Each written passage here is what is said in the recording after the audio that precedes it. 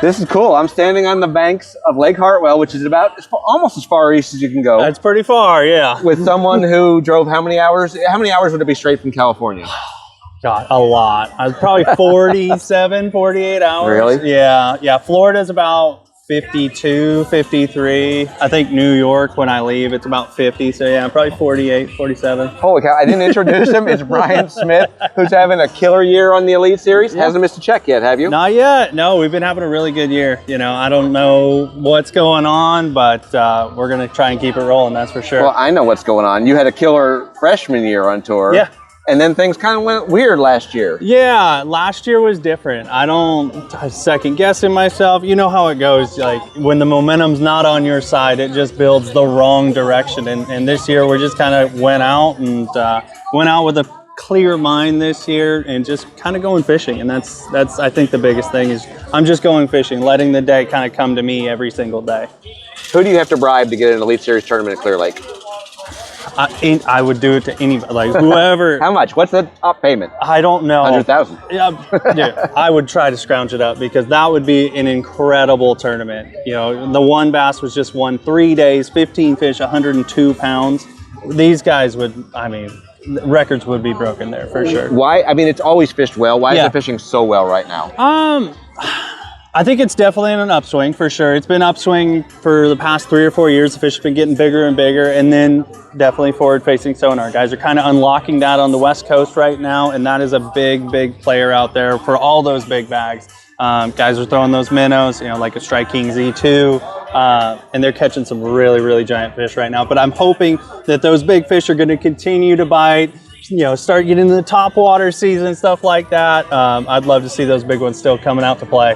It's a minnow thing there. Is there a glide bait deal to do with it too? There's a glide bait deal too, and I'm not a big glide bait guy. I swore those things off years ago because they are the bait that got me in.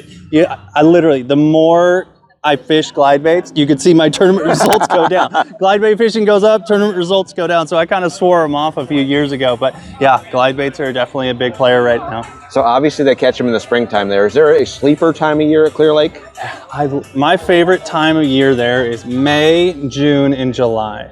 And that's just because Clear Lake, if you guys have never been there, it is a really versatile lake. You got the north end, which is really shallow, grass, docks. And then you got the south end, which is deep rock. You know, offshore stuff, you can go flip wood. So when May comes around, you're getting the tail end of the spawn, you're getting some post spawn stuff, you're getting some shad spawn stuff, you got some fish out deep, you got some fish in the grass, you got fish everywhere you want them to be. And it is my absolute favorite time because I can go throw like a 6XD in the morning, and then if I'm feeling like it, I can go at noon, go pick up a topwater and go throw it around some grass, catch some frogfish. Super fun time of year where everything just kind of plays. If we go to Clear Lake and we don't bring everything we need, where should we shop for tackle there? Fisherman's Warehouse for sure. Fisherman's Warehouse, they got a lot of great stores around the Sacramento area. You can stop by there, grab everything you're gonna need. All the people that work there, they're knowledgeable. They can tell you, hey, you know, what are they biting on at Clear Lake right now? And they know the stuff. They're fishermen too, so it's pretty cool. What's your in and out order? Double single. Double single? Double single, yeah, I like the 1 piece of cheese. So 2 patties, 1 piece, I don't know, I'm weird. Animal fries for sure, and then a large vanilla shake. That is my favorite shake in the country. Really? 3 alpha angler rods that you cannot live without. Ooh, DSR. Man, I've come to love that rod, the drop shot rod. That is one of my all-time favorites. A Zilla, just because I can do everything with it. I can throw a frog on it, I can throw a jig on it, I can swim a jig, swim bait, whatever you want. And then the shaker. It's their forward-facing minnow rod. You gotta have that these days, right? So yeah, those 3 rods, they can get me by pretty good. What's it like to catch a 29-pound bag of smallmouth? That's someone who will never know. I think about it every once in a while these days. It was just an unreal day. It's just one of those days, everything went right. Every fish I set on was a big one. I got them all in the boat. I'd love to go back there. But man, that was a day I'll never forget for sure. When I say the name Kent Brown, what does it mean to you? Oh, he's the guy that, he calls me Trainwreck, okay? And for a good reason, he calls me Trainwreck. You know, I've known Kent, that's actually, I'll try to make it short, but when I was about 8 or 9 years old, I was at the Sacramento ISE show, so it's our sports show in Northern California. And I was fishing at the trout pond. They had the little kids trout pond, and all these guys with the jerseys roll in there.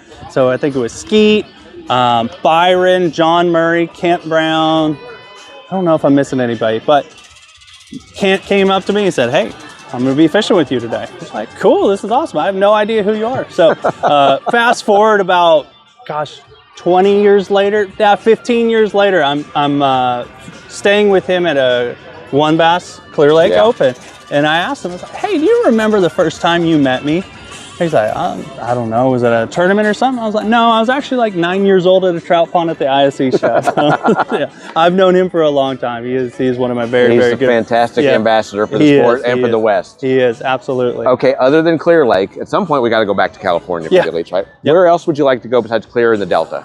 Dude, I'd love to see a Shasta tournament. Shasta is my favorite lake, especially like earlier in the year. Big spotted bass on swim baits. I know I'm not a big swim bait guy, but they bite swim baits, finesse stuff. Like it is so much fun. Columbia River would be a really cool one. And Mojave. I would love to see one at Mojave. What about an all-Western elite series? People might go crazy. I'm in. Let's do it. Let's do it. I think we got enough places around there. We can fish a mother lode. We can go to Idaho. There's a lot of great fishing up in Idaho. Montana's got some really sneaky places too. We can make it work. Let's make it work. If people want to follow you on social, what are the best platforms? Instagram is definitely the one I'm most active on. Instagram and Facebook, Bryant Smith Fishing. You can follow me there. And we got my wife this year. She's helping me with that. So we're getting a lot more consistent. Our content's getting a little better. But yeah, Bryant Smith Fishing. Check him out. California Hammer, 29 pounds of smallmouth, and all-around good guy, Bryant Smith. Thank you, Pete. Thank you, man.